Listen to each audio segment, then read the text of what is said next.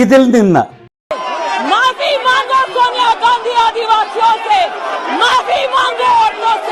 ഇതിലേക്കുള്ള ദൂരം मुझे लगता है कि राहुल गांधी की पॉलिटिक्स में एक चेंज आया है।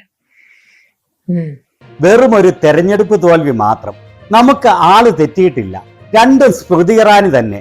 അത് മാത്രവുമല്ല, സ്മൃതി ഇറാനി രാഹുൽ ഗാന്ധിയെ മുക്തകണ്ഠം പ്രശംസിക്കാനും കൂടി തുടങ്ങിയെന്ന് പറഞ്ഞാൽ ഈ ലോകത്ത് ഇതെന്താണ് സംഭവിക്കുന്നത് എന്ന് അത്ഭുതപ്പെടാതെ തരമില്ല. രണ്ടാം മോദി സർക്കാരിൽ രാഹുൽ ഗാന്ധി കാര്യ മന്ത്രാലയം അലറി വിളിച്ച് കൈകാര്യം ചെയ്തിരുന്ന സ്മൃതി ഇറാനി രാഹുൽ ഗാന്ധിയുടെ ഭക്തയായി തീർന്നിരിക്കുന്നു. എന്റെ മോദി ഭഗവാനെ, ഈ ജന്മത്ത് ഇനി എന്തൊക്കെയാണ് കാണേണ്ടത്? അതും അവരുടെ സംസാരത്തിന്റെ ടോൺ കേട്ടോ. इफ यू नोटिस कहाँ जाके कास्ट का जब वो बोलते हैं, എത്ര ശാന്തം, എത്ര പ്രശാന്തം, എത്ര ശാലീനത, എത്ര കുലീനത.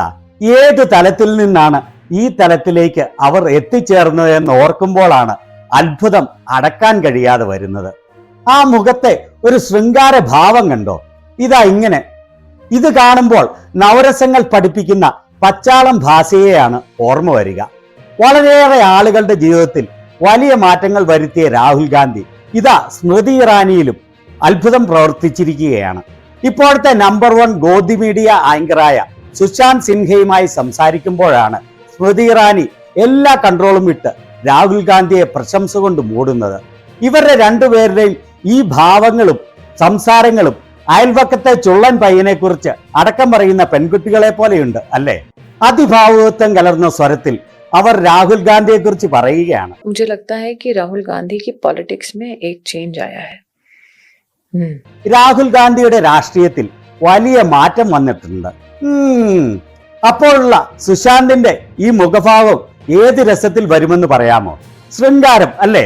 സ്മൃതിയുടെ മുഖത്തും ആ ശൃംഗാര ഭാവം തന്നെയല്ലേ വിരിയുന്നത്? അവർ തുടരുകയാണ്. രാഹുൽ ഗാന്ധി വിജയം രുചിച്ചു എന്ന് അദ്ദേഹം ചിന്തിക്കുന്നു. അദ്ദേഹത്തിന്റെ ഇത്രകാലത്തെ രാഷ്ട്രീയ ജീവിതത്തിൽ ആദ്യമായാണ് ഇങ്ങനെ. He thinks he has tasted success.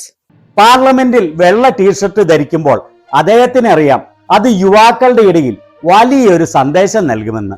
T shirt पहनते हैं पार्लियामेंट में, तो वो जानते हैं कि उस वाइट टी शर्ट का एक युवा पीढ़ी में वो क्या संदेश देना चाह रहे हैं. അതുകൊണ്ട് നമ്മൾ ഈ തെറ്റിദ്ധാരണ തുടരരുത്.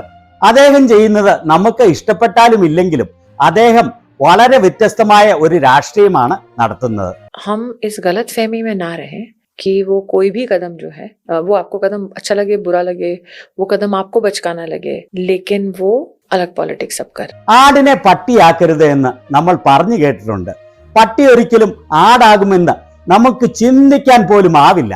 എന്നാൽ സ്മൃതി ഇറാനിയുടെ ഈ മാറ്റം കാണുമ്പോൾ ഏത് പട്ടിക്കും ആടാവാനും ഏത് ആടിനും പട്ടിയാവാനും സാധിക്കുമെന്ന് തെളിഞ്ഞിരിക്കുകയാണ്. ഇതൊക്കെ കാണുന്ന നോൺ ബയോളജിക്കൽ ഗോഡിജി എന്തു ചിന്തിക്കും, എങ്ങനെ സഹിക്കും? അതും പോകട്ടെ, സോഷ്യൽ മീഡിയയിൽ രാഹുൽ ഗാന്ധിയെക്കുറിച്ച് ചിന്തിക്കാനാവാത്ത വൃത്തികേടും ഫേക്ക് ന്യൂസുകളുമായി മെഴുകി നിറഞ്ഞിരുന്ന ഭക്തന്മാരുടെ കാര്യം ഓർക്കുമ്പോഴാണ് വലിയ കഷ്ടം.